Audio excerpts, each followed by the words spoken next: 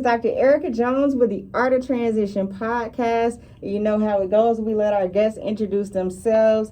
I got a special guest who I've known over some time, and she's growing and she's building on mindfulness and happiness. And I'm just gonna let her introduce herself.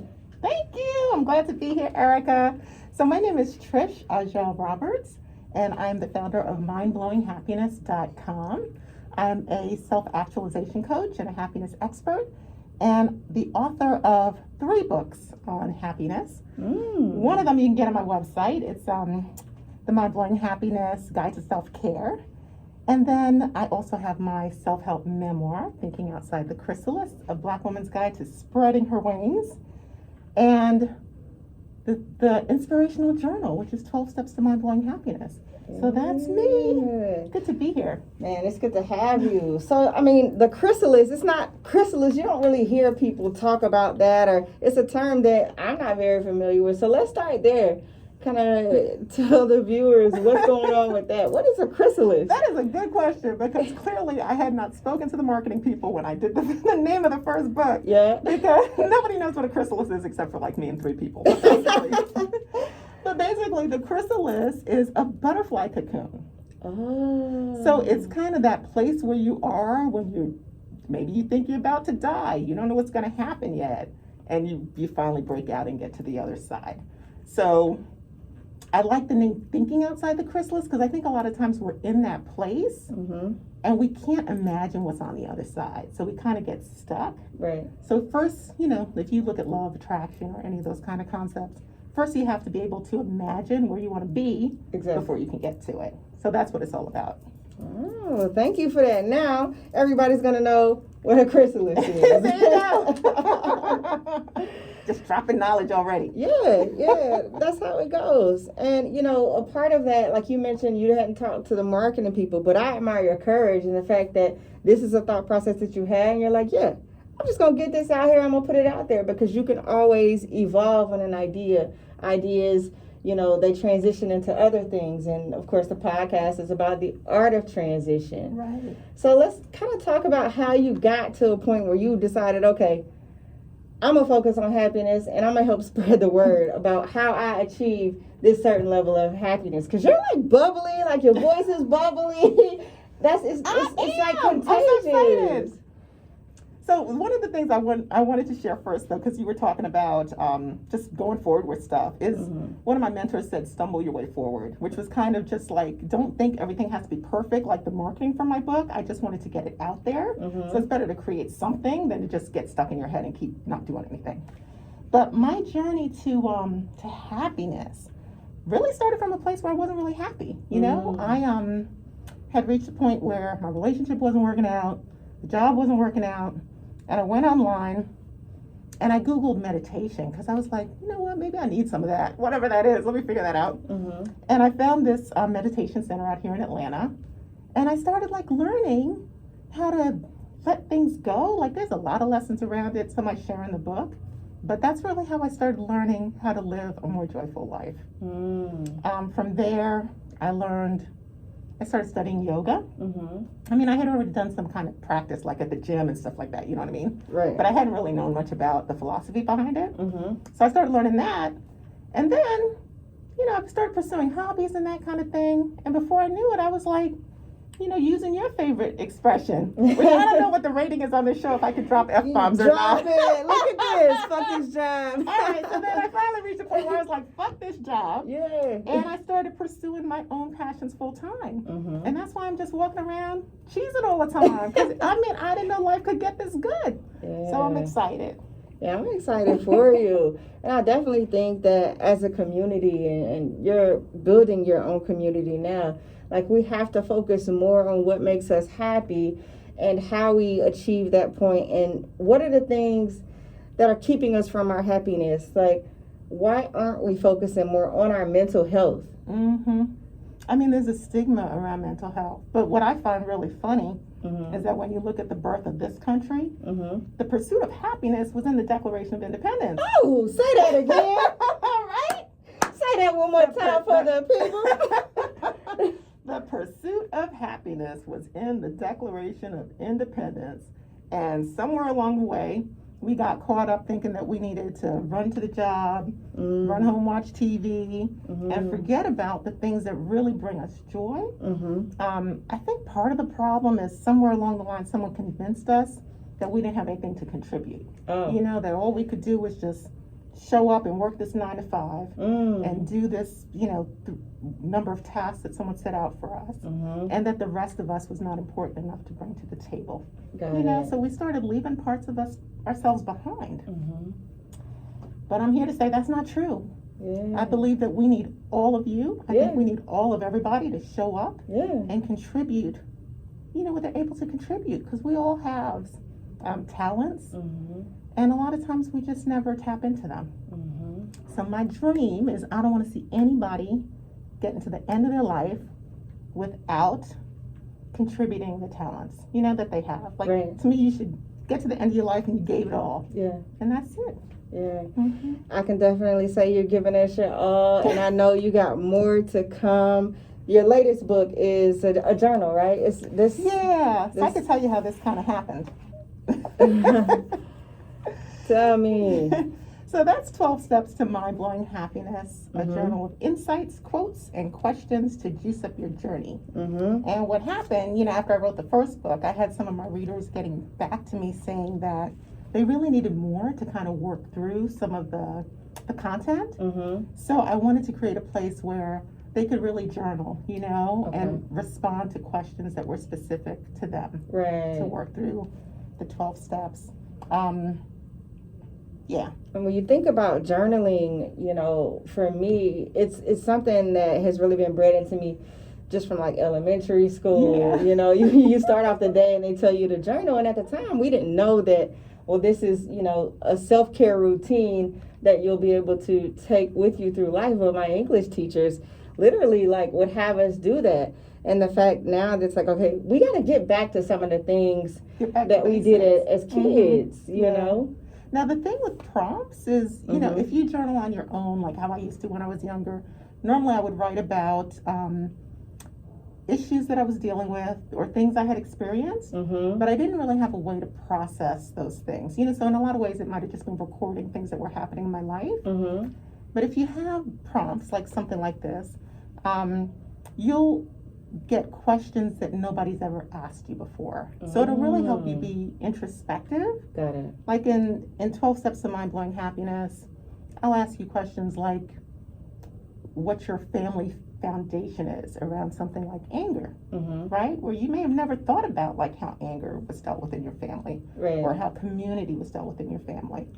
And then the final question is always a visualization to take you to that place where you can imagine your ideal of community or your ideal of self-love, or, you know, whatever the topic is. So so the prompts really help. I think sometimes you need that little poking, that little prodding, just to say, hey, what do you think about this? Or have you ever thought about this? So I'm definitely excited to get into it. I know journaling for me has been a part of like my self-care journey, and just poetry, and it's the form of expression is therapy. It really is. And you know what I modeled this off of, and where I really got exposed to journaling prompts was a book that one of my girlfriends gave me in 2015 called Live in Wonder. Girl, I'm still working through that book. How many years later? It's just like 6 years later. Because it would ask me a question that I had never even heard of before. And it would take me 3 days before I could figure out, you know, like I had to process it for 3 days and then come back and write the answer. You know, so stuff like that. But it really moved me towards figuring out what my passions were and what I really wanted to do with my life, you know, over a period of time. So nice.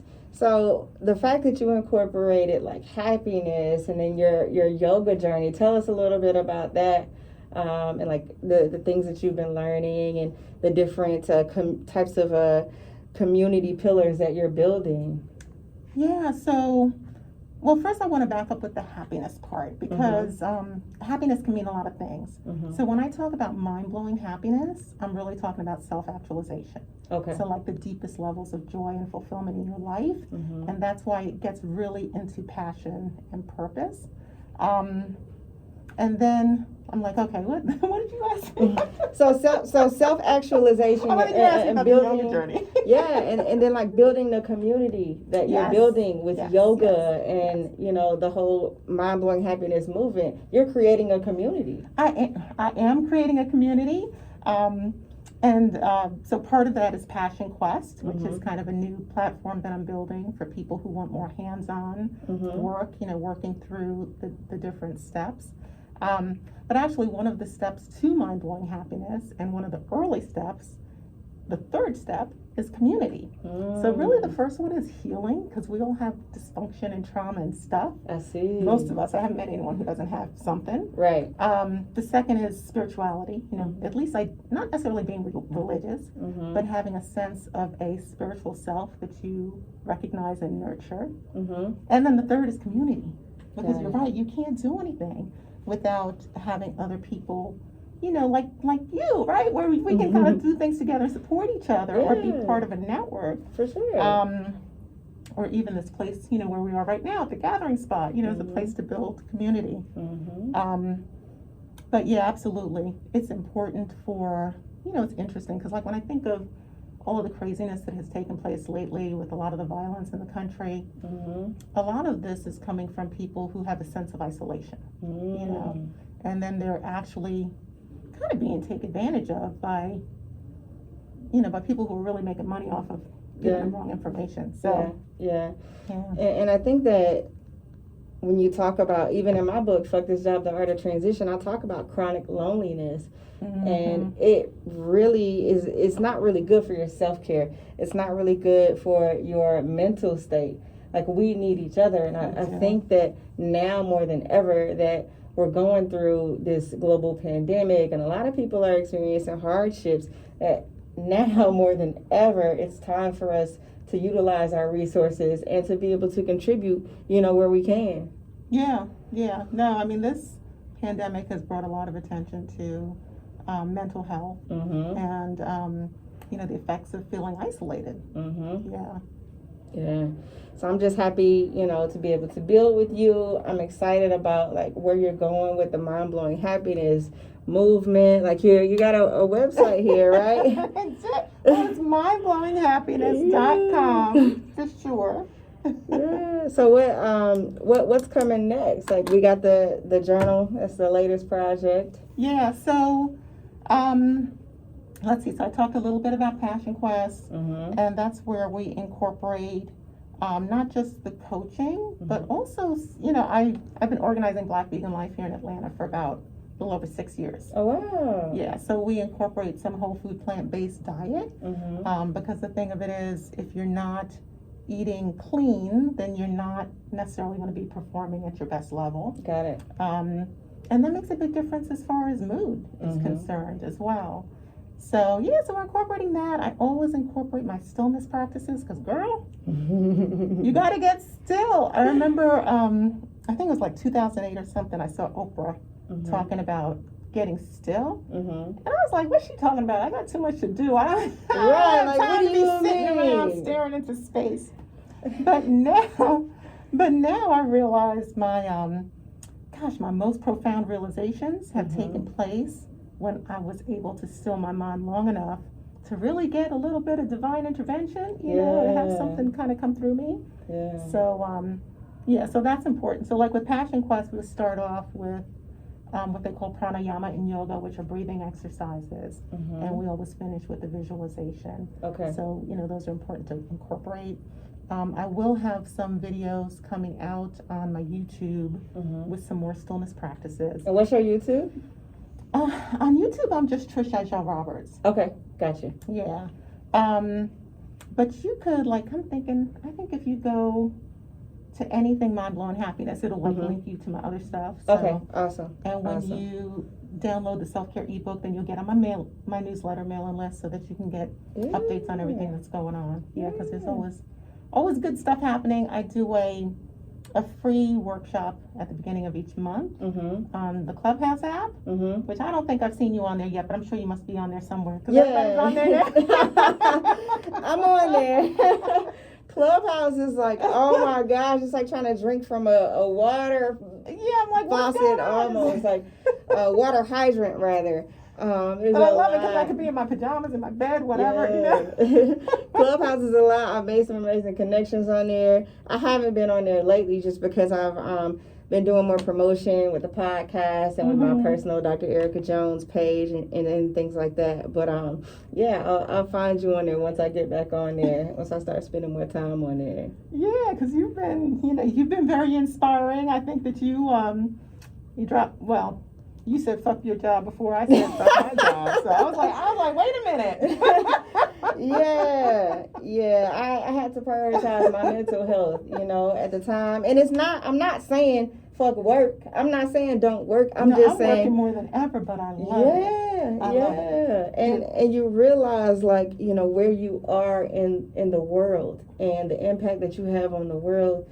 And it's like, okay, it's time to do something different. Right. Maybe there's a better job, or maybe there's your own business. Whatever you're transitioning to, there's an art of transition. Right. So, like, when you're talking about the chrysalis and thinking outside of it, just don't get stuck. Right. There's an art of transition. So that's the whole, purpose and the whole point of the movement. For me, the transition, and this is one of the things that I kind of encourage people, because I'm like, we can't all just leave our jobs, right? Exactly. But even if you have a couple hours a week that you work on your passion, right, then you got a couple hours a week, and you could build from there. Like for me, I didn't even know I was working on a passion. I just started this vegan group, and we started hiking, we started doing yoga. I just started really doing things that I enjoy, and it built up to a point where I was developing this whole skill set around it. I was like, wait a minute, this is a thing, like this is something. So, if you look for the things that you enjoy doing, and just, hit it a little bit and let it build. Yeah, for sure. It's one of those situations where it's like a snowball effect. It sounds like is what happened. You just started to build your lifestyle around the things that you wanted and things that made you happy, and like you're here now. I know. And the thing is, not only am I here now, but I can show other people how to get here. Yeah. And that's the beauty of the thing. I've had people say to me like, what's this thing with self-actualization, or like, why is happiness important, or whatever. And I'm like, listen, people who are happy and fulfilled are not out here being violent. They're not out here trying to hurt people. They're not running around trying to cheat on their partners. Well, look, maybe they are a little bit. No, let me say. Right, like maybe they are. But I like the worst behaviors they're not doing when you feel good, or when you have your needs met. Right. So there's an aspect That's of true. poverty that goes unaddressed that makes people do certain things too. So it is important to talk about, when we talk about happiness and talk about the issues that affected it and poverty. Well, that's true. Well, like if you ever heard Maslow's need hierarchy of needs. Yeah.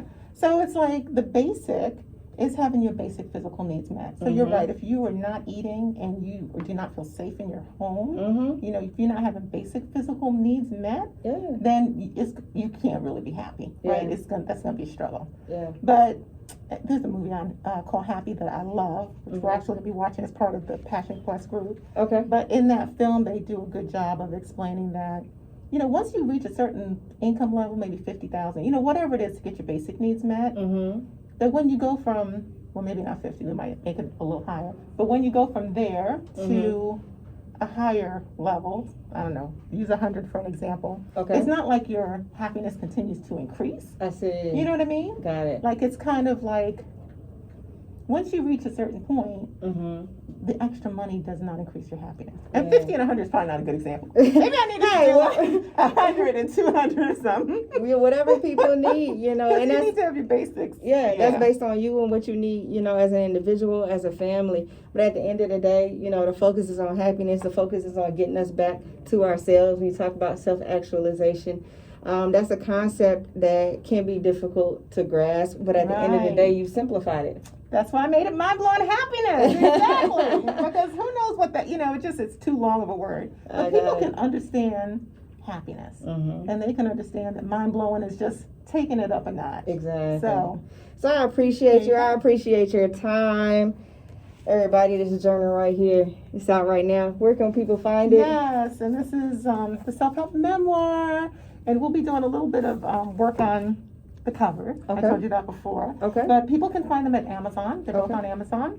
And if you check out my website, mindblowinghappiness.com, then it'll take you to those links and all kinds of other goodies. Well, I appreciate your time. You folks know Mind Blowing Happiness over here. There you go.